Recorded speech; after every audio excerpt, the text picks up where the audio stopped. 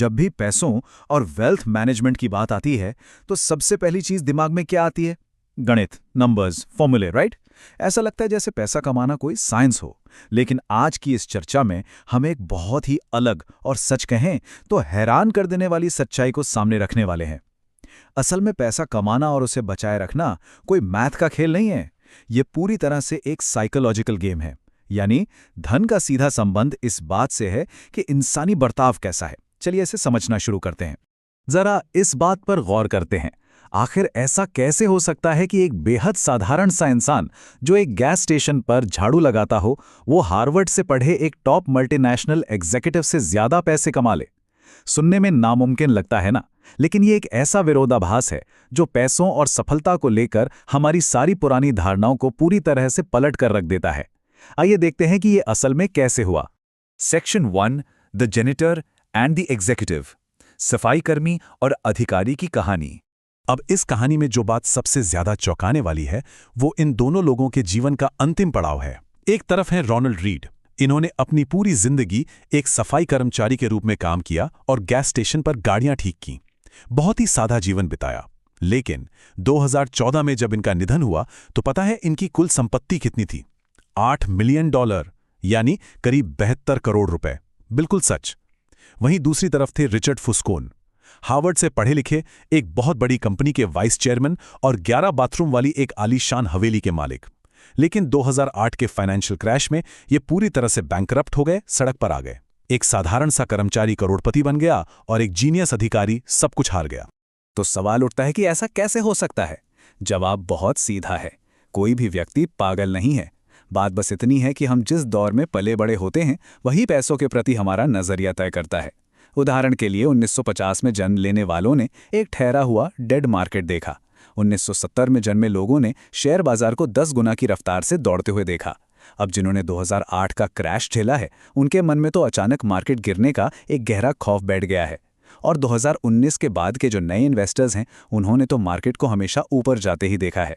तो कहने का मतलब यह है कि निवेश के फैसले सिर्फ सही या गलत नहीं होते, वे इस बात पर निर्भर करते हैं कि एक इंसान ने अपनी जिंदगी में किस तरह के आर्थिक दौर का सामना किया है।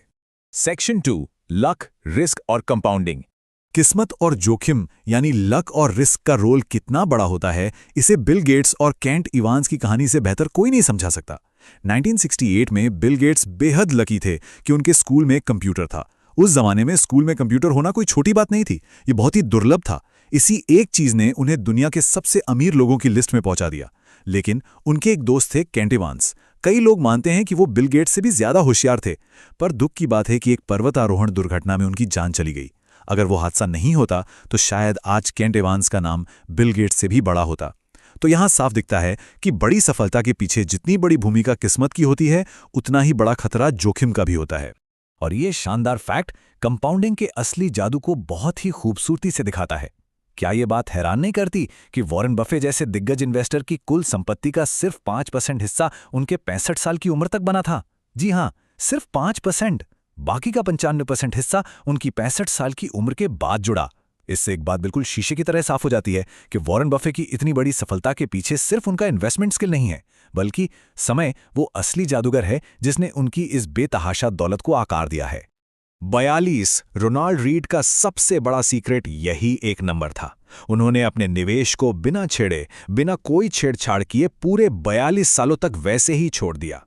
इस लंबे समय ने उनके पैसों को शांति से कंपाउंड होने का मौका दिया। लोग अक्सर इन्वेस्ट करना शुरू तो करते हैं, लेकिन मार्केट के जरा से उतार चढ़ाव से डरकर पैसे निकाल लेते हैं, जबकि असली मैजिक तो दशकों तक बिना कुछ किए बस टिके रहने में छिपा है। Section 3, getting versus staying wealthy, अमीर बनना बनाम अमीर बने रहना। अमीर बनने और बने रहने के बीच के फर्क को जेसी लिवरमोर की ट्रैजिक कहानी से बहुत अच्छे से समझा जा सकता है। जेसी लिवरमोर को एक समय में दुनिया का सबसे महान ट्रेडर माना जाता था। जरा सोचिए, 1929 के उस भयानक मार्केट क्रैश के दौरान जब पूरी दुनिया बर्बाद हो रही थी, तब इस इंसान ने $100 मिलियन कमाए थे। लेकिन महज 4 साल बाद वो पूरी तरह से दिवालिया हो गए और न्यूयॉर्क के एक होटल में उन्होंने अपनी जान दे दी। ये कहानी एक बहुत बड़ा सबक है कि अपार धन कमाने का कोई मतलब नहीं है अगर उस पैसे को बचाए रखने के लिए जरूरी समझदारी, कंजूसी और मार्केट का एक हेल्दी डर अंदर मौजूद न हो। यहाँ एक और बहुत ही दिलचस्प कॉन्सेप्ट है जिसे टेल इवेंट्स कहते हैं। इन्वेस्टमेंट की दुनिया में हर बार सही साबित होना जरूरी नहीं है। टेल इवेंट्स वो रेयर यानी बहुत कम होने वाली घटनाएं हैं जहां कुछ ही बड़े फैसले मुनाफे का सबसे बड़ा हिस्सा लेकर आते हैं। उदाहरण के तौर पर एक आर्ट कलेक्टर ने 99 एकदम बेकार पेंटिंग्स खरीदी, लेकिन उन 99 में से जो एक पिकासो की पेंटिंग निकली उसने उसे मालामाल कर दिया। इसी तरह वॉरेन बफे ने करीब 400 से 500 कंपनियों में पैसा लगाया है, लेकिन उनका 99% रिटर्न सिर्फ 10 शेयरों से आया है। मतलब निवेश में आधे समय गलत होना बिल्कुल नॉर्मल है, बशर्ते कुछ बड़ी जीतें उन सभी नुकसानों की भरपाई कर दें। Section 4 the man in the car, दिखावे का भ्रम। चलिए एक बहुत ही मजेदार बात पर गौर करते हैं जिसे the man in the car paradox कहा जाता है। जब सड़क पर कोई चमचमाती फेरारी जैसी लग्जरी कार गुजरती है तो हम कभी भी उस कार को चलाने वाले इंसान की तारीफ नहीं करते। हम तो बस उस गाड़ी को देखते हैं और खुद को उस ड्राइविंग सीट पर इमेजिन करने लगते हैं, ये सोचते हुए कि अगर हम वहां होते तो लोग हमारी कितनी तारीफ करते। ये दिखावे की संपत्ति का एक बहुत बड़ा इल्यूजन है।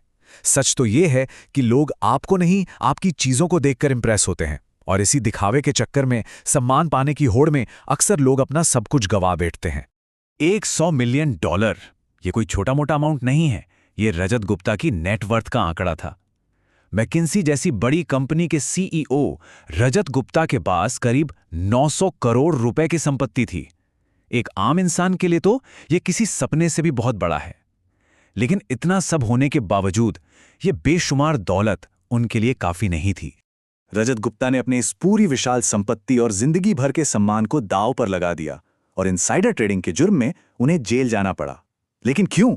क्योंकि $100 मिलियन की दौलत उनके ईगो, उनके अहंकार को शांत करने के लिए काफी नहीं थी।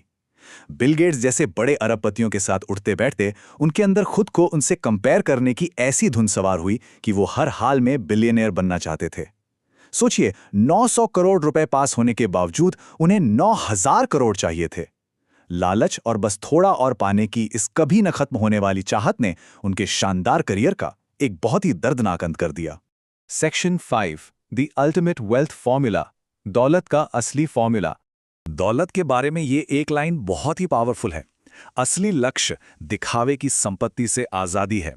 दौलत वो है जो दिखाई नहीं देती, जो पैसा में दिखाई देता है ना, जैसे 11 बाथरूम वाला बहुत बड़ा घर या रोज नहीं चमचमाती गाड़ियां, वो अक्सर अंदरूनी फाइनेंशियल कमजोरी को छुपा रहा होता है। असली फाइनेंशियल फ्रीडम तो वो पैसा है जो खर्च नहीं किया गया, जो शांति से कहीं इन्वेस्टेड है और जो कल को एक सुरक्षित भविष्य की गारंटी देता है। तो इस पूरी चर्चा का सबसे अहम पॉइंट क्या है? वो है ये बहुत ही सिंपल सा फॉर्मूला, बचत इज इक्वल टू आई माइनस अहंकार, यानी savings is equal to income minus ego. दौलत का बनना या ना बनना पूरी तरह से इस एक बात पर टिका है कि इंसान अपने अहंकार को कितना काबू में रख सकता है। सफाई कर्मचारी रोनाल्ड रीड ने बिल्कुल यही किया था। उनका ईगो 0 था, इसलिए उनकी सेविंग्स मैक्सिमम हो सकी। अक्सर होता क्या है कि जैसे जैसे इनकम बढ़ती है वैसे वैसे खर्चे और लाइफस्टाइल भी बढ़ने लगते हैं, लेकिन अपने ईगो को कंट्रोल किए बिना सच्ची वेल्थ कभी नहीं बनाई जा सकती। इस फाइनेंशियल गेम में लंबे समय तक टिके रहने के लिए कुछ बहुत ही जरूरी रूल्स हैं। सबसे पहला, हमेशा ये मानकर चलिए कि मार्केट में एक्सट्रीम अनिश्चितता होगी, क्योंकि जो कभी सोचा भी नहीं होता मार्केट में अक्सर वही हो जाता है। दूसरा, हमेशा एक मार्जिन ऑफ सेफ्टी यानी सुरक्षा का एक बफर बनाकर रखना चाहिए। तीसरा, जब भी मार्केट में उतार चढ़ाव आए या क्रैश हो तो उसे इस खेल की एक फीस मानिए, ना कि कोई फाइन या जुर्माना। और सबसे बड़ी बात, हमेशा अपना खुद का एक इंडिपेंडेंट गेम खेलिए। उन शॉर्ट टर्म ट्रेडर्स को कॉपी करने की कोशिश मत कीजिए जिनका लक्ष्य एकदम अलग है। बस यही वो माइंडसेट है जो इस लंबे सफर में काम आता है। तो अब इस पूरे विश्लेषण को समेटते हुए ये एक ऐसा सवाल है जिस पर गहराई से सोचने की जरूरत है। आज के समय में पैसे कमाने के पीछे की असली वजह क्या है? क्या ये लंबे समय तक टिकने वाली आज़ादी पाने की इच्छा है, या ये सिर्फ उस कार में बैठे आदमी वाले अहंकार को संतुष्ट करने की कोशिश है? ये तय करना हर किसी के अपने हाथ में है कि चुने गए फाइनेंशियल रास्ते सच में एक स्थायी संपत्ति की तरफ ले जा रहे हैं या सिर्फ एक दिखावे की तरफ।